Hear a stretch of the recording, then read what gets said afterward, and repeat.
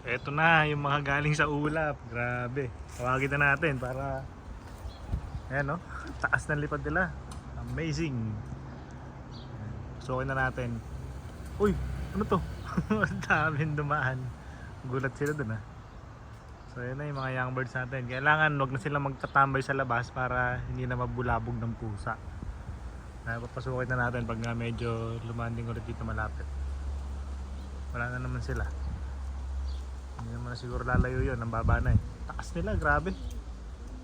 Maganda rin kasi yung panahon eh. Kaya mga ulap eh no. Nagdo-double ulap.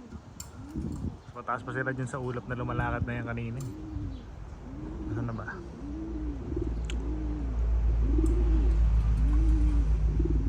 Ayun.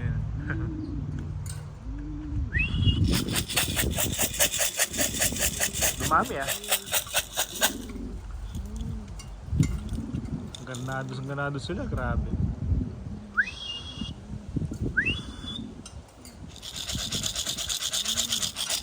Ito yung ating lata. Ayaw mamansin ng mga ganado.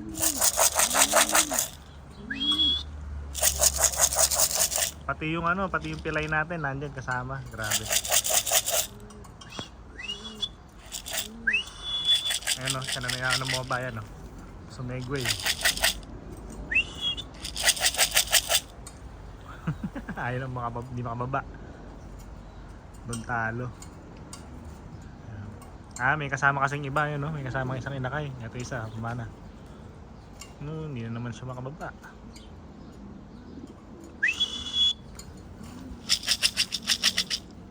Very good, ayan. Pasok. Hingal na hingal oh. Yan yung ating may tama yung paa.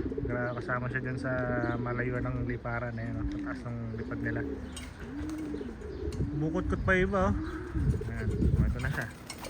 Oh. Tatakot sa akin ha. Ang laki ng buka ng bibig oh. Harapan siya eh. Iba tumataas pa, nakakabisit yung ganyan. Tinatawag mo na, tumataas pa.